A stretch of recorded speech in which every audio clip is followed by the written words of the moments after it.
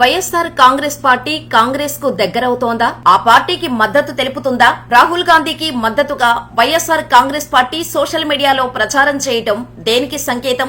ఇప్పుడు పొలిటికల్ సర్కిల్లో ఇదే చర్చ నడుస్తోంది. కాంగ్రెస్ పార్టీని విభేదించి వైఎస్ఆర్ కాంగ్రెస్ పార్టీని ఏర్పాటు చేశారు. ఇప్పటి వరకు ఆ పార్టీకి దూరంగా ఉంటూ వచ్చారు. అదే సమయంలో సిద్ధాంతపరంగా వ్యతిరేకమైన బీజేపీతో సన్నిహిత సంబంధాలు కొనసాగించారు. అయితే ఇప్పుడు రాహుల్ గాంధీతో బతకాల్సిన అనివార్య పరిస్థితి వైఎస్ఆర్ కాంగ్రెస్ పార్టీకి ఏర్పడింది. 2024 ఎన్నికల్లో తెలుగుదేశం పార్టీ కూటమి ఘన విజయం సాధించింది. వైనాట్ 175 అన్న నినాదంతో బరిలో దిగిన వైఎస్ఆర్ కాంగ్రెస్ పార్టీకి షాక్ తప్పలేదు. కేవలం 11 సీట్లకే ఆ పార్టీ పరిమితమైంది. అయితే టీడీపీ ఇంతటి ఘన విజయానికి కారణం ఈవీఎంలేనని వైసీపీ అనుమానిస్తోంది. దీనిపై గట్టి పోరాటమే చేస్తోంది. ప్రత్యేకంగా డిపాజిట్లు కట్టి మరీ విచారణ కోరుతోంది. 1-2 సార్లు ఎన్నికల కమిషన్ ముందు కూడా హాజరైంది. ఈవీఎంలపై అనుమానాలు, పోలింగ్ నాడు సాయంత్రం వరకు ఓటర్లు బారులు తీరడం వంటి వాటిని ఈసీకి ఫిర్యాదు చేసింది. మాజీ మంత్రి రోజా లాంటి వారైతే ఈవీఎంల వైపే తరచూ అనుమానాలు వ్యక్తం చేస్తున్నారు. టీడీపీ కూటమి విజయాన్ని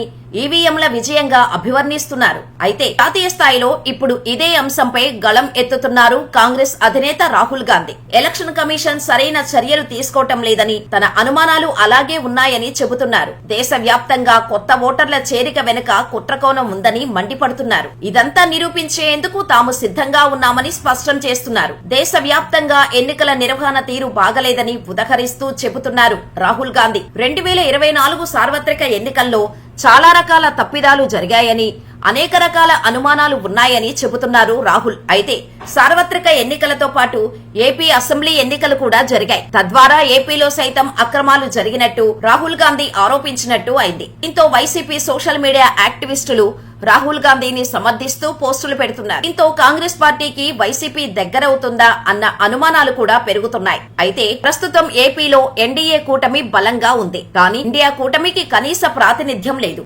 ఏపీలో వైఎస్ఆర్ కాంగ్రెస్ పార్టీ ఏ కూటమిలో కూడా లేదు. ఒక విధంగా చెప్పాలంటే తటస్థ వైఖరితోనే ఉన్నారు. జాతీయ స్థాయిలో 2 కూటములతో సంబంధం లేకుండా టీడీపీతో పాటు జనసేనను మాత్రమే ప్రత్యర్థిగా భావిస్తున్నారు జగన్మోహన్ రెడ్డి. బీజేపీపై ఆగ్రహం వ్యక్తం చేయటం లేదు. దానికి కారణం తనపై ఉన్న కేసులే. ఒకవేళ జగన్మోహన్ రెడ్డి కాంగ్రెస్ కు స్నేహహస్తం అందిస్తే ఖచ్చితంగా ఆయనకు ఇబ్బందికరమే. అందుకే ఆయన రాహుల్ గాంధీతో చేతులు కలిపే ఛాన్స్ లేదని తెలుస్తోంది. చూడాలి. Right from 2014, I had a suspicion that there's something wrong. Something does not add up. In fact, I'll even go further. I had a suspicion in the Gujarat Assembly elections already. Okay? This ability to win sweeping victories. Congress party doesn't get a single seat in Rajasthan, doesn't get a single seat in Madhya Pradesh, doesn't get a single seat in Gujarat. This was surprising to me.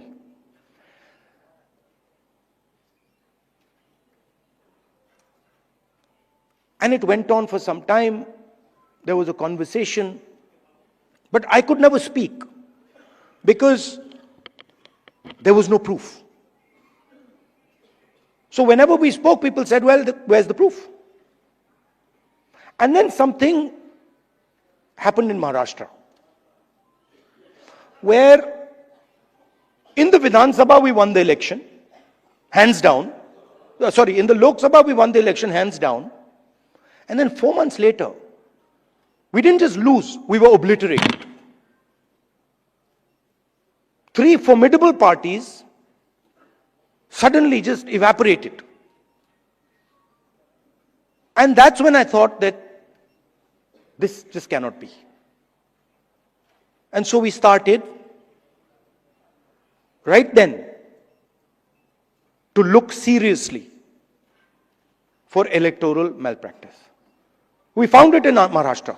Clearly, 1 crore new voters show up between Lok Sabha and Vidhan Sabha. Bulk of those votes go to the BJP.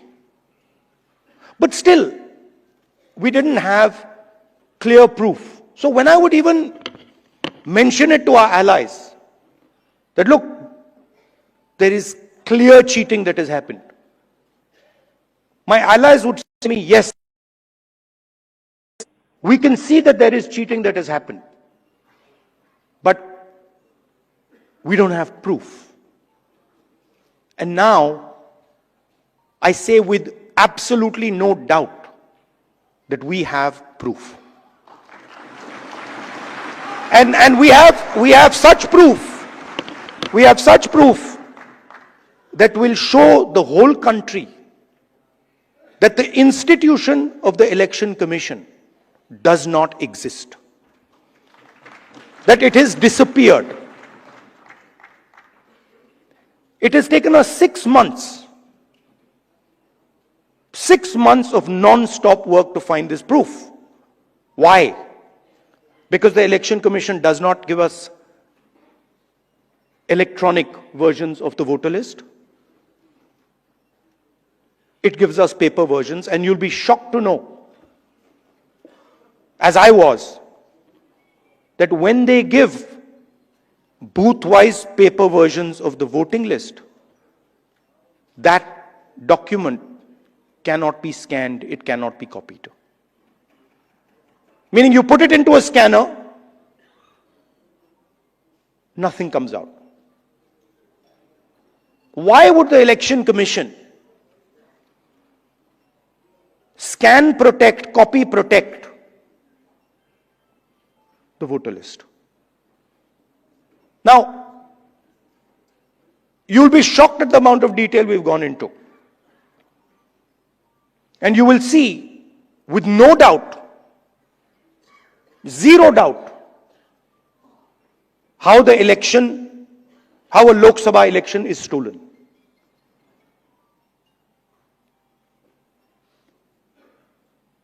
6.5 lakh voters vote, and 1.5 lakh of those voters are fake.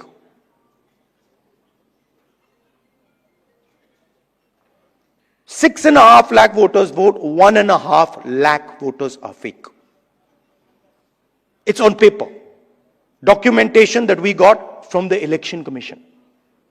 Voter list that we got from the Election Commission. Physical paper. Where we went comparing photograph by photograph by photograph, name by name by name. 6.5 lakh people. Comparing one photograph to 6.5 lakh other photographs. And I'm proud of the work that the Congress party did.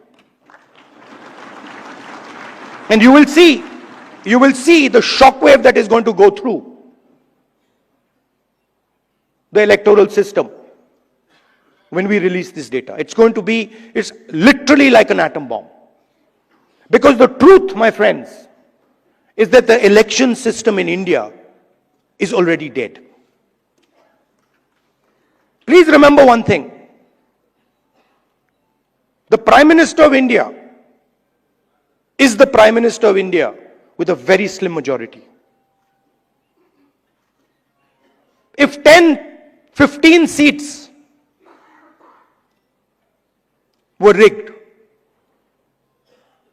and we suspect actually the number is much closer to 70, 80, 100.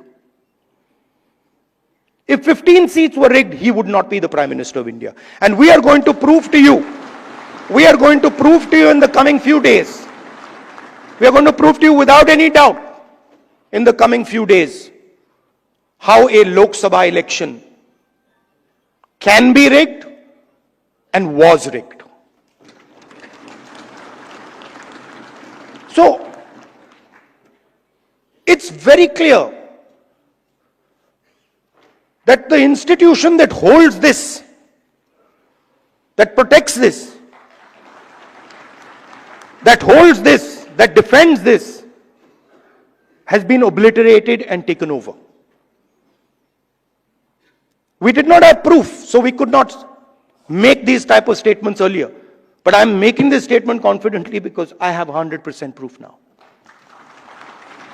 And whoever I have shown it to has fallen off the chair. Literally, they said, how can this be possible? Well, it is possible. It is happening. Right? Who is going to fight this battle? Only you people can fight this battle. Frankly, we non-legal people don't even know how to fight this battle. We can fight the political battle. We can fight the battle on the streets. We can fight in the villages. We can fight in the city. We can't fight in the courts. We don't know how to. And so, you are the people who have to defend the Constitution in the courts.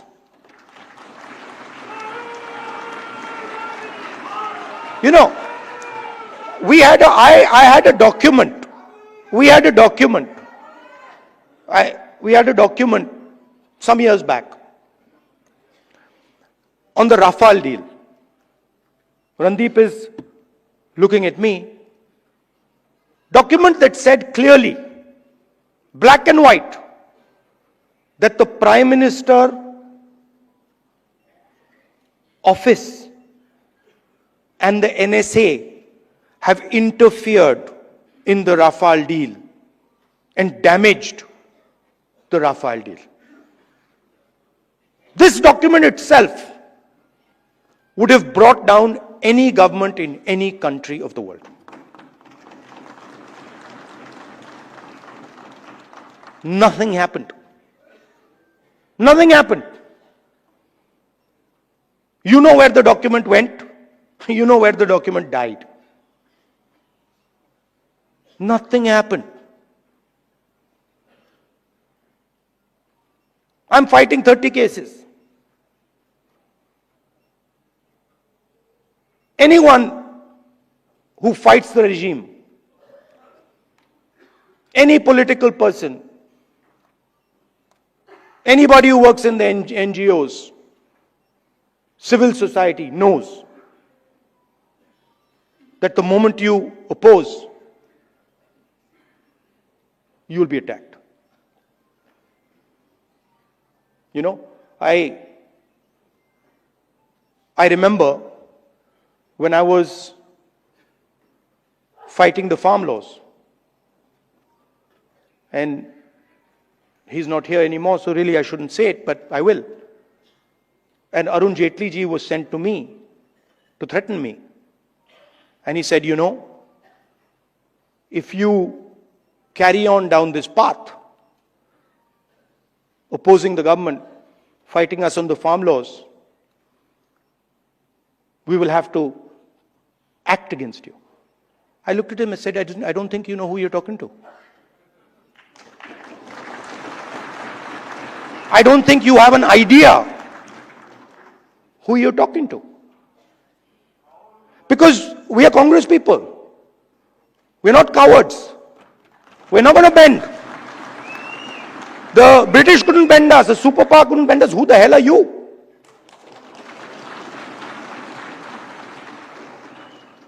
And wherever you look, the problem exists. I mean, I've said it clear as day here, that we have 100% proof. Watch the newspapers and the media tomorrow. They'll be talking about Bollywood, about how, you know, about how there was a fantastic dance, amazing solar eclipses taking place, something they'll come up with. And so this is a full-scale attack. And it's not just an attack on the Constitution. Because this book is a manifestation of India's identity. It's a manifestation of our history, of our culture, of our tradition, of our religion. This is not written in 1947, in 1950. This is 3,000, 4,000, 5,000 years old. Buddha speaks through this book.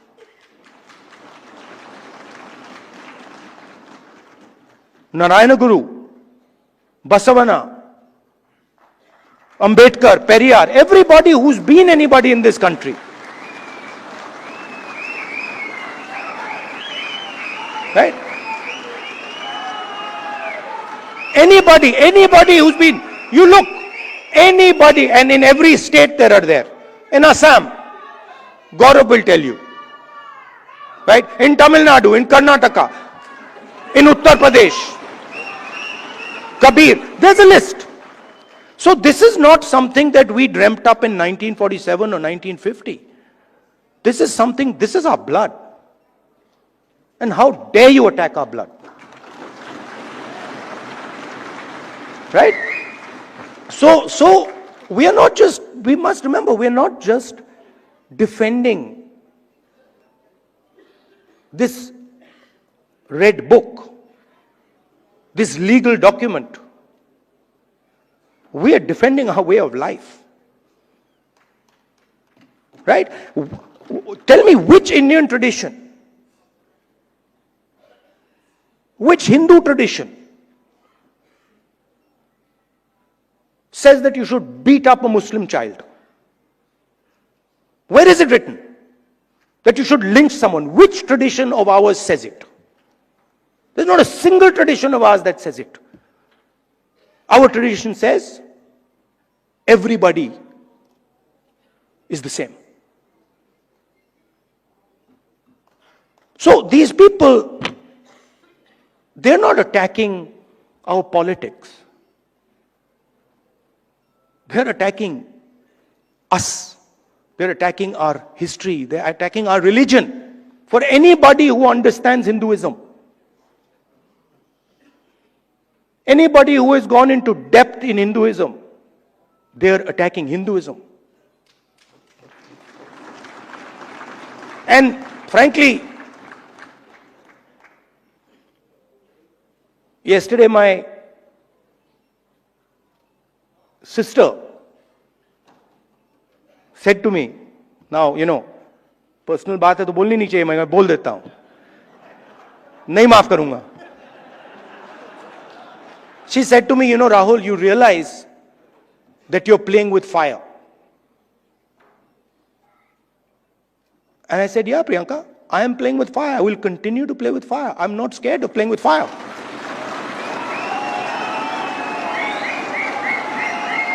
I have come here. Look, I am eventually, like most of you, I'm going to end up in the fire. Right? So what is the problem playing with the fire? My family has taught me that. My family has taught me do not be scared of cowards. My family has taught me that the most cowardly thing you can do ever is be scared of a coward. Right? And that's who we are dealing with. You please understand. That's exactly who we're dealing with. And my sister will tell you. Someday she'll also give a open-hearted speech and she'll tell you exactly the extent to which the ruling ideology is based in cowardice.